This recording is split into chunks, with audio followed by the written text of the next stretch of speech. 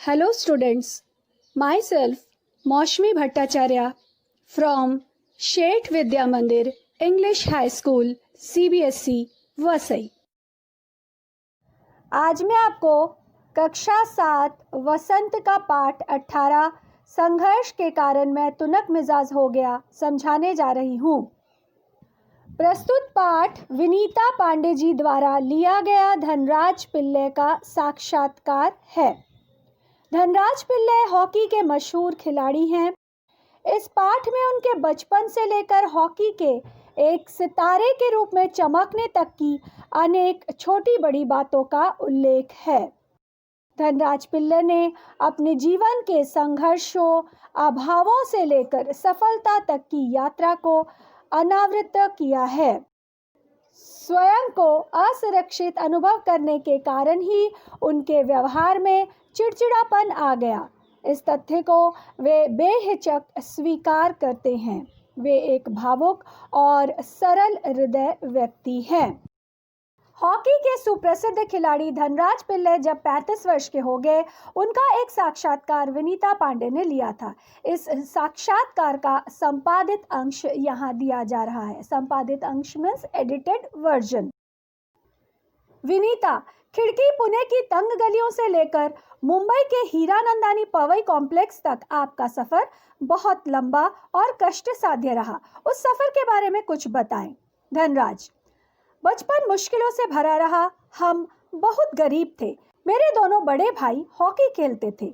उन्हीं के चलते मुझे भी उसका शौक हुआ, पर हॉकी स्टिक खरीदने तक की हैसियत नहीं थी मेरी। इसलिए अपने साथियों की स्टिक उधार मांगकर काम चलाता था। वह मुझे तभी मिलती जब वे खेल चुके होते थे। इसके लिए बहुत धीरज के साथ अपनी बारी का इंतजार करना पड़ता था। मुझे अपनी पहली स्टिक तब मिली जब मेरे बड़े भाई को भारतीय कैंप के लिए चुन लिया गया। उसने मुझे अपनी पुरानी स्टिक दे दी। वह नई तो नहीं थी, लेकिन मेरे लिए बहुत कीमती थी, क्योंकि वह मेरी अपनी थी।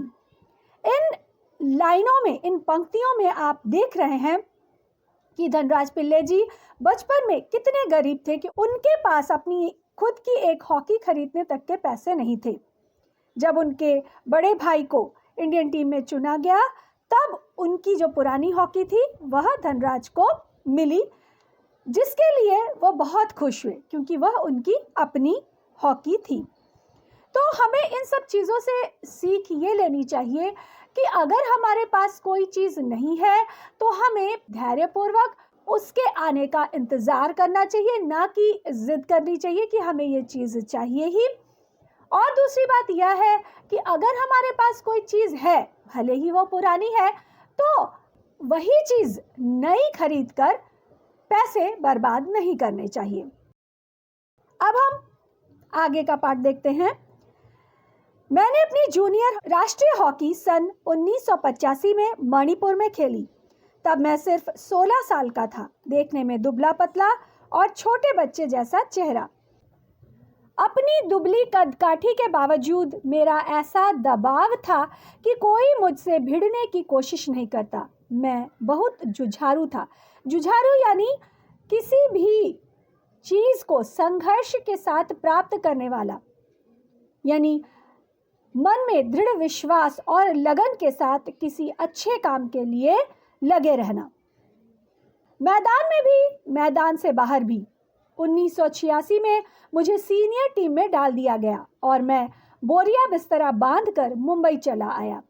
उस साल मैंने और मेरे बड़े भाई रमेश ने मुंबई लीग में बेहतरीन खेल खेला। हमने खूब धूम मचाई। इसी के चलते मेरे अंदर एक उम्मीद जागी कि मुझे ओलंपिक 1988 के लिए नेशनल कैंप से बुलावा ज़रूर आएगा, पर नहीं आया। मेरा नाम 57 खिलाड़ियों की लिस्ट में भी नहीं था। बड़ी मायूसी हुई, मगर एक साल बाद ही ऑलविन एशिया कप के कैंप के लिए मुझे चुन लिया गया। तब से लेकर आज तक मैंने पीछे मुड़कर नहीं देखा। विनीता, आपका विद्यार्थी जीवन कैसा रहा? अपने स्कूल के दिनों से आपकी किस प्रकार की यादें जुड़ी हैं? धनराज, मैं पढ़ने में एकदम फिसड्डी था, यानी पढ़ाई लिखाई में धनराज जी काफ़ी पीछे थे। किसी तरह 10वीं तक पहुंचा, मगर उसके आगे तो मामला बहुत कठिन था। एक बात कहूँ, अगर मैं हॉकी खिलाड़ी न होता तो शायद एक चपरासी की नौकरी भी मुझे न मिलती। आज मैं बैचलर ऑफ साइंस या आर्ट्स भले ही न हूँ, पर गर्व से कह सकता हूँ कि मैं बैचलर ऑफ हॉकी हूँ, हंसते हुए। और मेरी शादी के लिए आप मुझे मास्टर ऑफ हॉकी कह सकते हैं। इन सब पंक्तियों में धनराज जी द्वारा अपने बारे में कही हुई बातों पर अगर आप ध्यान दें तो आप पाएंगे कि भले ही उन्होंने बहुत ज़्यादा पढ़ाई नहीं की, फिर भी उन्होंने अपने खेल के प्रति ईमानदारी निभाई और तन मन दोनों से उन्होंने हॉकी के खेल को अच्छी तरह से खेला, जिससे उनका इतना नाम हुआ।